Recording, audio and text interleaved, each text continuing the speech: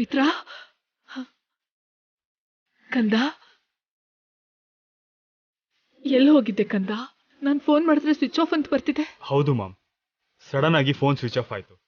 ಭಾಗ್ಯ, ನೀನ್ ಕಾಲ್ ಮಾಡಿದಾಗ ನೀನಾದ್ರೂ ಕಾಲ್ ಅಟೆಂಡ್ ಮಾಡಿ ಮಾತಾಡ್ಬೋದಾಗಿತ್ತಲ್ವಾ? ನಾನು ಕಾಲ್ ರಿಸೀವ್ ಮಾಡೋ ಪರಿಸ್ಥಿತಿಲಿ ಇರ್ಲಿಲ್ಲ ಅತ್ತೆ. ಏನಾಯ್ತು ಭಾಗ್ಯ? ಇವ್ರಿಗೆ ತುಂಬಾ ದೊಡ್ಡ ಅಪಾಯ ಆಗೋದ್ರಲ್ಲಿತ್ತು ಮಾವ.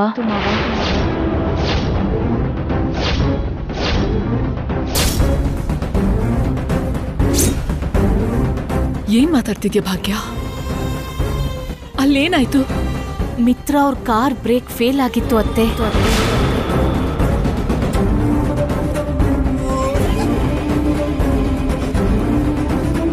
ಹೌದು ಮಾಮ್, ಟೈಮಿಗೆ ಸರಿಯಾಗಿ ಬಂದು ಕಾಪಾಡಿದ್ರು. ಭಾಗ್ಯ ಬರದೇ ಇದ್ದಿದ್ರೆ ಇಷ್ಟೊತ್ತಿಗೆ ನಾನು ಜೀವಂತವಾಗಿರ್ತಿರ್ಲಿಲ್ಲ. ಹಾಗೆ ಮಾತಾಡ್ಬೇಡ ಕಂದ. ಭಾಗ್ಯ, ಮಿತ್ರ ಕಾರ್ ಬ್ರೇಕ್ಸ್ ಫೇಲ್ ಆಯ್ತು ಅಂತ ನಿನ್ಗೆ ಗೊತ್ತಾಯ್ತು?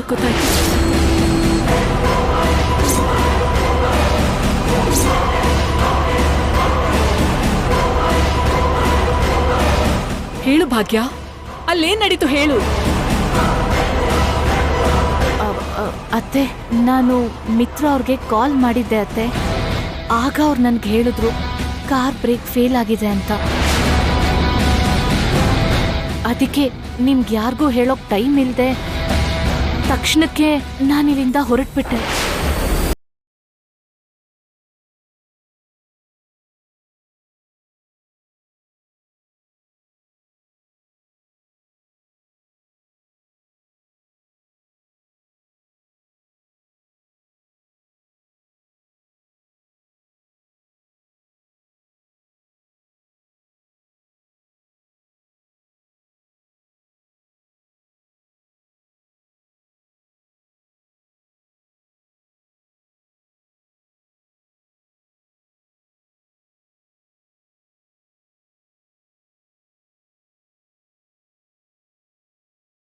So much ಭಾಗ್ಯ.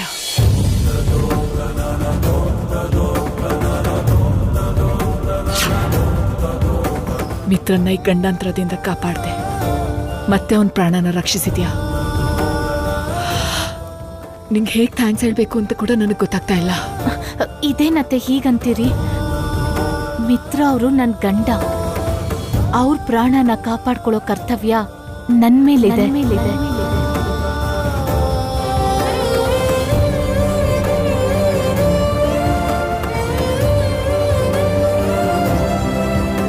ಅವ್ರನ್ ಕಣ್ಣಿನ ರೆಪ್ಪೆ ಹಾಗೆ ನೋಡ್ಕೋಬೇಕಾದ ಜವಾಬ್ದಾರಿ ನಂದು.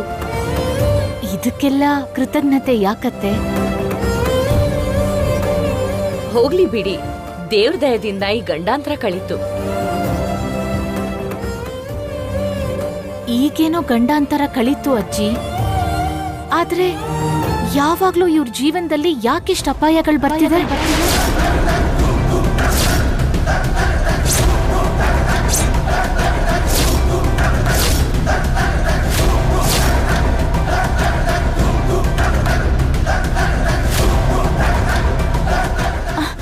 ಈಗಂತೂ ಪದೇ ಪದೇ ಯಾವ್ದಾದ್ರೂ ಒಂದು ಅಪಾಯ ಇವ್ರನ್ನ ಹುಡ್ಕೊಂಡ್ ಬರ್ತಾನೆ ಇದೆ. ತುಂಬಾ ಭಯ ಆಗ್ತಿದೆ. ಇವ್ರಿಗೆ ಇದೆಲ್ಲ ಯಾಕೆ ಆಗ್ತಿದೆ?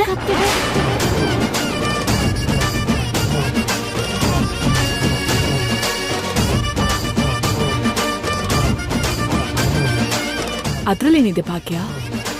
ಅವಾಗವಾಗ ಜೀವನದಲ್ಲಿ ಇಂಥದ್ದೆಲ್ಲ ಎದುರಾಗೋದು ಸರ್ವೇ ಸಾಧಾರಣ ಅಲ್ವಾ? ಆಗಾಗ ಹೀಗಾಗೋದು ತುಂಬಾ ಸಾಮಾನ್ಯನೇ ಅತ್ತೆ. ಆದ್ರೆ ಯಾವಾಗ್ಲೂ ಇವ್ರಿಗೆ ಅಪಾಯ ಆಗೋದು ಅಷ್ಟು ಸಾಮಾನ್ಯ ಅಲ್ಲ ಅಲ್ವಾ?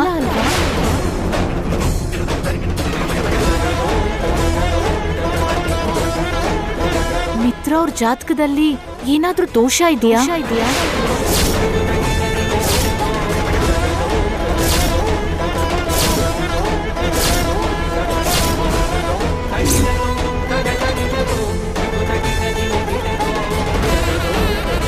ಅಯ್ಯೋ, ಆ ಥರದ್ದೆಲ್ಲ ಏನೂ ಇಲ್ಲ ಭಾಗ್ಯ. ಏನು ಅತ್ತೆ, ಒಂದ್ಸಲ ಮಿತ್ರ ಅವ್ರ ಜಾತಕನ ಯಾರಿಗಾದ್ರೂ ತೋರ್ಸೋದು ಒಳ್ಳೇದನ್ನಿಸ್ತಿದೆ ನನಗೆ.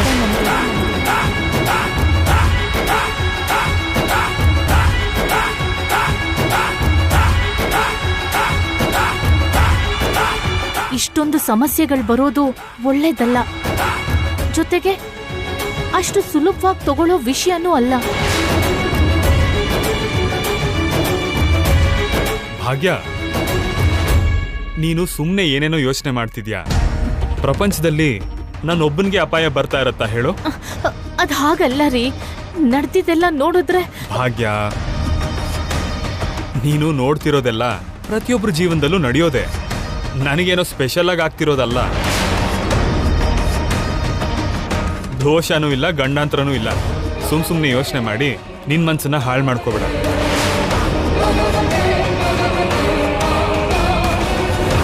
ಹೌದು ಭಾಗ್ಯ, ನೀನು ಎಷ್ಟು ಯೋಚನೆ ಮಾಡ್ತೀಯೋ ಅಷ್ಟು ಅದು ದೊಡ್ಡ ವಿಷಯ ಥರ ಕಾಣಿಸುತ್ತೆ.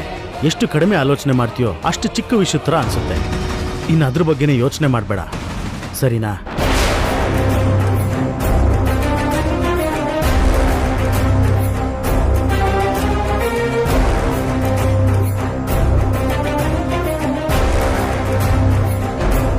ಏ Vivek, R K constructions deal ಬಗ್ಗೆ ಅಣ್ಣನ ಜೊತೆ ಸ್ವಲ್ಪ ಡಿಸ್ಕಸ್ ಮಾಡು. ಸರಿ ದೊಡ್ಡಪ್ಪ, ಹೋಗು ಬಾಣ.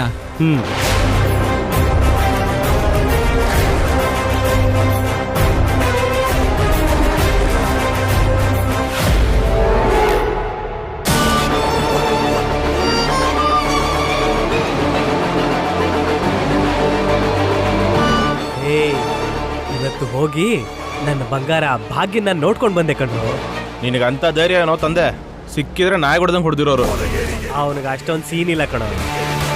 ಯಾರು ನನ್ನನ್ನು ಕಂಡಿಡಿಲೇ ಇಲ್ಲ. ಆ ಮಿತ್ರ ಮುಂದೆ ಧೈರ್ಯವಾಗಿ ನನ್ನ ಡಾರ್ಲಿಂಗ್ ಭಾಗ್ಯಗೆ ಲೆಟ್ರ್ ಕೊಟ್ಬಿಟ್ಟು ಬಂದಿದ್ದೀನಿ. ಎಲ್ಲ ಸರಿ ಹೋಗಿದ್ದಿದ್ರೆ ಇಷ್ಟೊತ್ತಿಗೆ ಕಾಸ್ಟ್ಲಿ ಎಣ್ಣೆ ಹೊಡಿತಾ ಹ್ಯಾಪಿಯಾಗಿ ಎಂಜಾಯ್ ಮಾಡ್ತಾ ಇದೆ ಕಣೋ. ಆ ಭಾಗ್ಯನೇನಾದ್ರೂ ಮದುವೆ ಆಗಿದ್ದಿದ್ರೆ ನನ್ನ ಲೈಫೇ ಚೇಂಜ್ ಆಗೋಗಿರೋದು.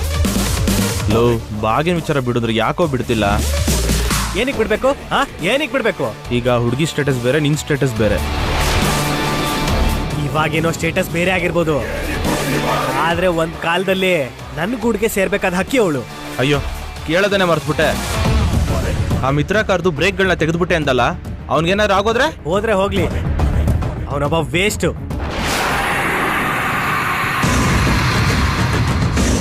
ಆ ಭಾಗ್ಯನ್ನ ನನ್ನ ಸ್ವಂತ ಮಾಡ್ಕೊಳ್ಳೋದಕ್ಕೆ ಅವನೇ ಅಡ್ಡ ಇರೋದು.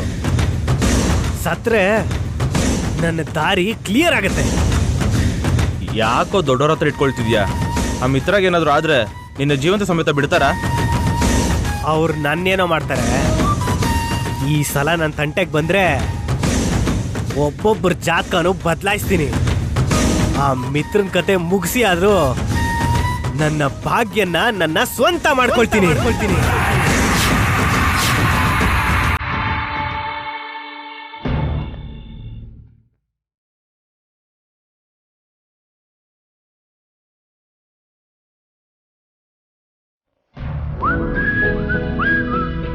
ಭಾಗ್ಯ, ಹಾ ಹೇಳಿ ಅಜ್ಜಿ. ಎಲ್ಲಿದ್ಯಾ? ಅತ್ತೆ ರೂಮಲ್ಲಿ ಬಟ್ಟೆ ಇಡ್ತಿದ್ದೀನಿ. ನನ್ ಟ್ಯಾಬ್ಲೆಟ್ ಎಲ್ಲಿದೆ, ಸ್ವಲ್ಪ ತಂದ್ಕೊಡ್ತ್ಯಾ? ಹಾ ತರ್ತೀನಿ.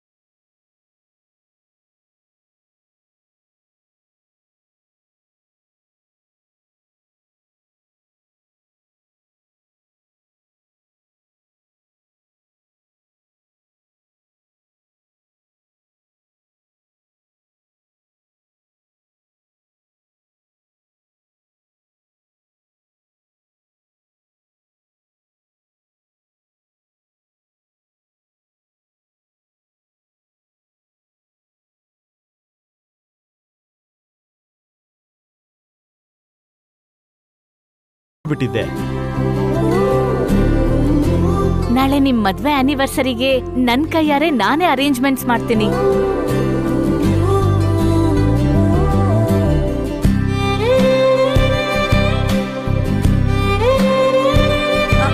ಈ ತರ ದೊಡ್ಡ ದೊಡ್ಡ ವಿಷಯ ಎಲ್ಲ ನಿಂಗೆಲ್ ಗೊತ್ತಾಗತ್ತೆ ಭಾಗ್ಯ?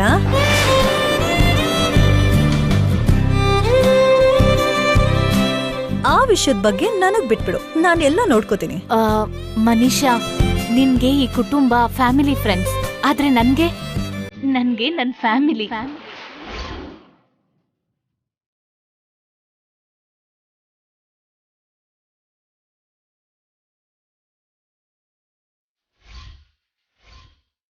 ನನ್ ಫ್ಯಾಮಿಲಿಗೋಸ್ಕರ ನಾನೇ ಏನಾದ್ರೂ ಮಾಡಿದ್ರೆ ನನ್ ಮನ್ಸಿಗೆ ತೃಪ್ತಿ ಆಗತ್ತೆ. ಅದಕ್ಕೆ ನಾನೇ ಮಾಡ್ತೀನಿ.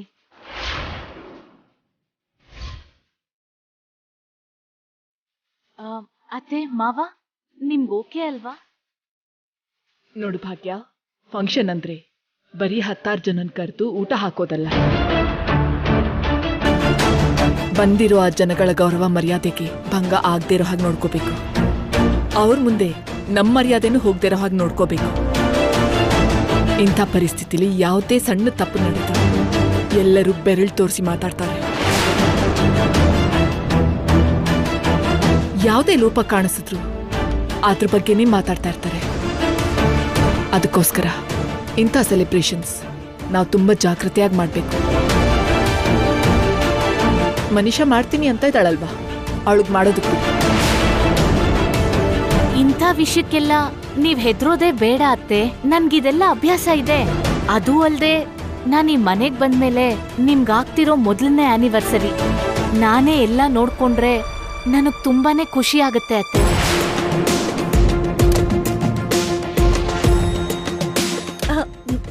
ನಿನಗ್ ಖುಷಿನೇ ಆಗತ್ತೆ ಭಾಗ್ಯ.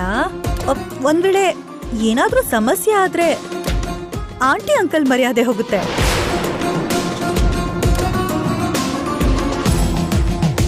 ನಿನಗೇನೋ ಸೆಲೆಬ್ರೇಟ್ ಮಾಡ್ಬೇಕು ಅಂತಾನೆ ಇರ್ಬೋದು, ಆದ್ರೆ ಅದನ್ನ ಮಾಡೋದಕ್ಕೆ ಕೇಪಬಿಲಿಟಿ ಇರ್ಬೇಕಲ್ವಾ?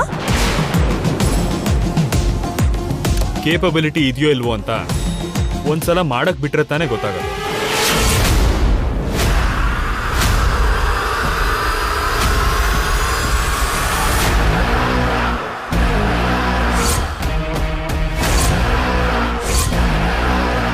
ಅಷ್ಟೆಲ್ಲ ಕೇಳ್ತಿದ್ದಾಳಂದ್ಮೇಲೆ ಏನು ಹೆಚ್ಚು ಕಡಿಮೆ ಆಗ್ದಿರೋ ಹಾಗೆ ನೋಡ್ಕೋತಾಳೆ.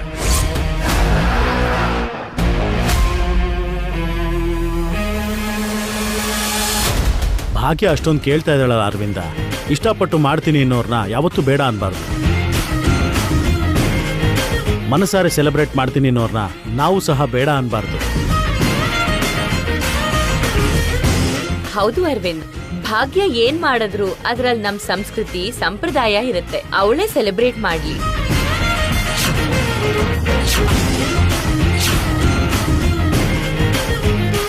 ಅತ್ತೆ, ಇನ್ನೇನು ಯೋಚನೆ ಮಾಡ್ಬೇಡಿ. ಯಾವ ತಪ್ಪು ಆಗ್ದಿರೋ ಹಾಗೆ ನಾನ್ ನೋಡ್ಕೋತೀನಿ. ಯಾರಿಂದನೂ ಮಾತ್ ಬರ್ದಿರೋ ಹಾಗೆ ತುಂಬಾ ಚೆನ್ನಾಗಿ ಅರೇಂಜ್ಮೆಂಟ್ಸ್ ಮಾಡ್ತೀನಿ.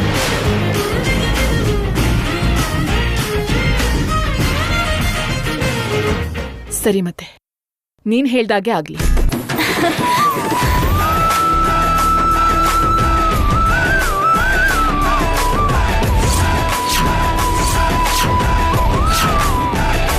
ಆದ್ರೆ ಒಂದನ್ ಮಾತ್ರ ನೆನ್ಪಿಟ್ಕೋ ಭಾಗ್ಯ, ಬರುವಂಥ ಗೆಸ್ಟ್ ಎದುರುಗಡೆ, ನನ್ನ ಫ್ರೆಂಡ್ಸ್ ಎದುರುಗಡೆ ಎಲ್ಲ ಎಂಥದ್ದೇ ಅಪಶ್ರುತಿ ನಡೆದ್ರೂ ಕೂಡ ನಾನು ಸಹಿಸ್ಕೊಳ್ಳಲ್ಲ, ಕ್ಷಮಿಸೋದು ಇಲ್ಲ.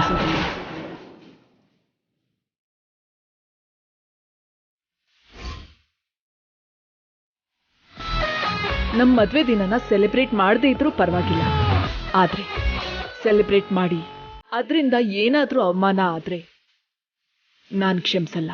ಇನ್ನ ಆ ವಿಷಯ ನನಗ್ ಬಿಡಿ ಅತ್ತೆ, ನಾನ್ ನೋಡ್ಕೋತೀನಿ.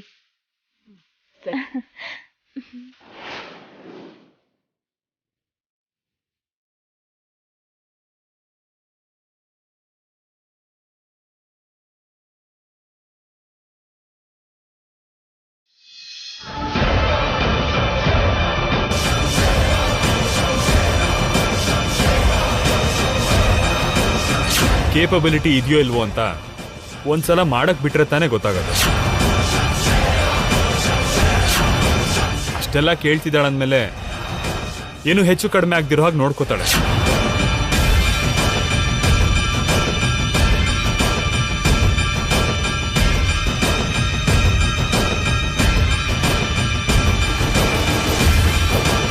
ಏನ್ ಮನೀಷಾ, ದಿಢೀರಂತ ಕೋಪ ಮಾಡ್ಕೊಂಡು ಅಲ್ಲಿಂದ ಬಂದ್ಯಲ್ಲ?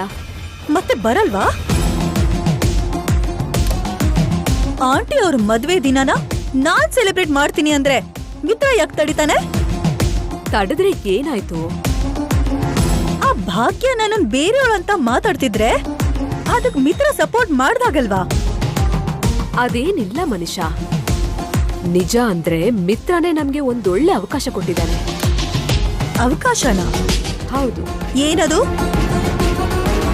ಭಾಗ್ಯ ನಾಳೆ ಎಲ್ಲಾ ಕೆಲ್ಸನೂ ತನ್ನ ಹೆಗಲ್ ಮೇಲೆ ಹೊತ್ಕೊಂಡಿದ್ದಾಳಲ್ಲ, ಅದ್ನ ಹೊರಕ್ಕಾಗ್ದೆ ಸೋತ್ ಹೋದ್ರೆ ಆಗ ಮಾನ ಹೋಗೋದ್ ಯಾರ್ದು? ಭಾಗ್ಯಂದೇ ಅಲ್ವಾ? ಅಂದ್ರೆ ನಾಳೆ ಭಾಗ್ಯ ಮಾಡೋ ಕೆಲ್ಸದಲ್ಲಿ ಯಾವ ಸಣ್ಣ ಪುಟ್ಟ ತಪ್ಪಾದ್ರೂ, ಯಾವ ಪ್ರಾಬ್ಲಮ್ ಆದ್ರೂ ಅರವಿಂದ ಅಕ್ಕ ಕ್ಷಮಿಸಲ್ಲ. ಗೆಸ್ಟ್ ಮುಂದೆ ಮರ್ಯಾದೆ ಹೋದ್ರೆ ಅಕ್ಕ ಅದನ್ನ ಸಹಿಸ್ಕೊಳ್ಳಲ್ಲ.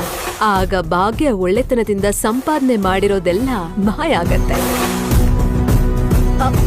ನೀವ್ ಹೇಳಿದ್ದೇನೋ ಕರೆಕ್ಟೇ ಆಂಟಿ, ಆದ್ರೆ ಈ ಅವಕಾಶ ಯೂಸ್ ಮಾಡಿ ಅರವಿಂದ ಆಂಟಿ ದೃಷ್ಟಿಲಿ ಇನ್ನೆರಡು ಮೆಟ್ಲು ಹತ್ಬೇಕು ಅನ್ಕೊಂಡಿದ್ದೆ. ಆದ್ರೆ ಅದು ಆಗಲ್ವಲ್ಲ. ನೀನ್ ಇನ್ನಷ್ಟು ಮೆಟ್ಲು ಹತ್ಕೋಬೇಕು ಅನ್ಕೊಳ್ಳೋದ್ರಲ್ಲಿ, ಇನ್ನು ಸ್ವಲ್ಪ ಮಾರ್ಕ್ ತಗೋಬೇಕು ಅನ್ಕೊಳ್ಳೋದ್ರಲ್ಲಿ ತಪ್ಪಿಲ್ಲ. ಆದ್ರೆ ಈಗ ನಿಂಗೂ ಭಾಗ್ಯಂಗೂ ನಡೀತಿರೋ ಸ್ಪರ್ಧೆಯಲ್ಲಿ ಭಾಗ್ಯನ್ನ ಗೆಲ್ಲೋಕ್ ಬಿಡದೇ ಇರೋದು ಕೂಡ ನಿನ್ ಜವಾಬ್ದಾರಿ. ಅದಕ್ಕೋಸ್ಕರ ಮಾಮ್ ಡ್ಯಾಡ್ ಆನಿವರ್ಸರಿನ ಸರಿಯಾಗಿ ಯೂಸ್ ಮಾಡ್ಕೊ ಅಂತ ಚಿಕ್ಕಮ್ಮ ಹೇಳ್ತಿರೋದು. ಕರೆಕ್ಟ್ ಅಲ್ವಾ ಚಿಕ್ಕಮ್ಮ? ಎಕ್ಸಾಕ್ಟ್ಲಿ. ಬಟ್ ಆ ಭಾಗ್ಯ ಎಲ್ಲ ಕರೆಕ್ಟ್ ಆಗಿ ಮಾಡ್ಬಿಟ್ರೆ ಅರವಿಂದ ಆಂಟಿ ಮನ್ಸಲ್ಲಿ ಭಾಗ್ಯ ಮೇಲೆ ಇನ್ನೂ ಗೌರವ ಹೆಚ್ಚಾಗೋ ಚಾನ್ಸಸ್ ಇದೆ ಅಲ್ವಾ?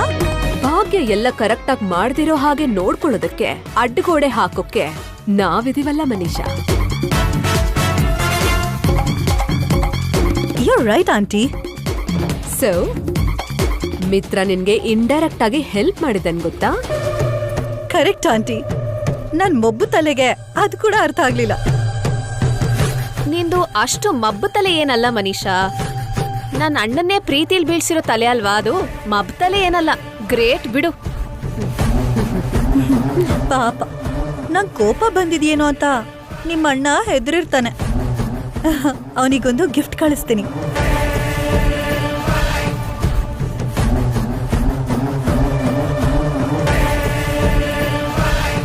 Mitra, I love you. I love you so much.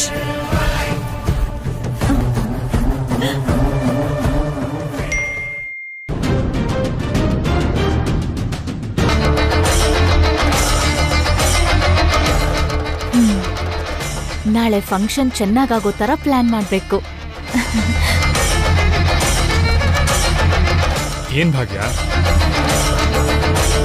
Exams prepare ಆಗ್ತಿರೋ ಹಾಗೆ ಅಷ್ಟು ಸೀರಿಯಸ್ ಆಗಿ ಪ್ರಿಪೇರ್ ಆಗ್ತಾ ಇದ್ಯಾ? ಏನಿಲ್ಲ ರೀ, ನಾಳೆ ಅತ್ತೆ ಮಾವನ್ ಆನಿವರ್ಸರಿಗೆ ಅರೇಂಜ್ಮೆಂಟ್ಸ್ ಮಾಡ್ತೀನಿ ಅಂತ ಹೇಳಿದ್ನಲ್ಲ, ಅದಕ್ಕೋಸ್ಕರ ಈಗ್ಲಿಂದನೇ ಪ್ಲಾನಿಂಗ್ ಪ್ರಿಪ್ರೇಷನ್ ಶುರು ಮಾಡ್ಬೇಕಲ್ವಾ ನಾನು? Okay.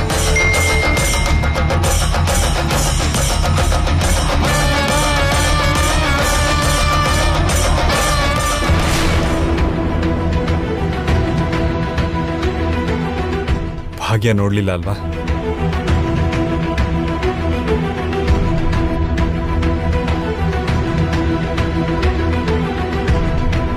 Mitra, I love you. I love you so much.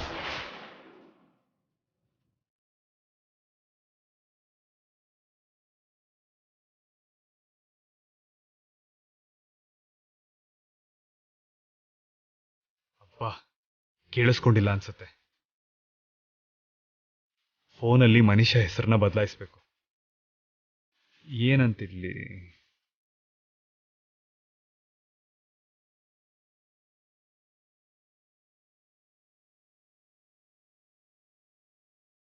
My for ever. ಈಗ ಭಾಗ್ಯಂಗೂ ಗೊತ್ತಾಗಲ್ಲ.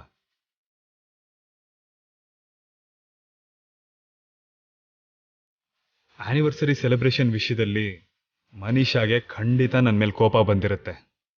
ಅವಳನ್ನ ಹೇಗಾದರೂ ಸಮಾಧಾನ ಮಾಡಬೇಕು. ಏನು ಮಾಡಲಿ? ಮನೀಷಾಗೋಸ್ಕರ ತಂದಿದ್ದ ನಾಯಿ ಭಾಗ್ಯನ ಹತ್ರನೇ ಹೋಯ್ತು. ಸೊ ಈಗ ಮನೀಷಾಗೋಸ್ಕರ ಏನಾದರೂ ಒಂದು ಸ್ಪೆಷಲ್ ಗಿಫ್ಟ್ನೇ ಕೊಡಬೇಕು.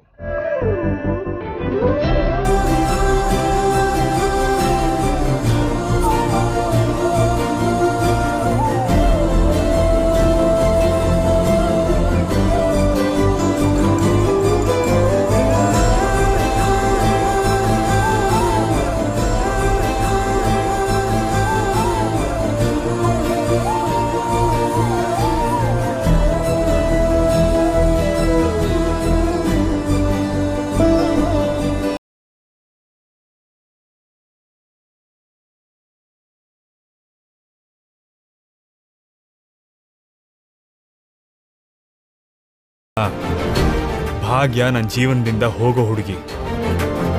ಮನೀಷಾ ನನ್ನ ಜೊತೆ ಜೀವನ ಪೂರ್ತಿ ಇರಬೇಕಾದವಳು. Don't think too much.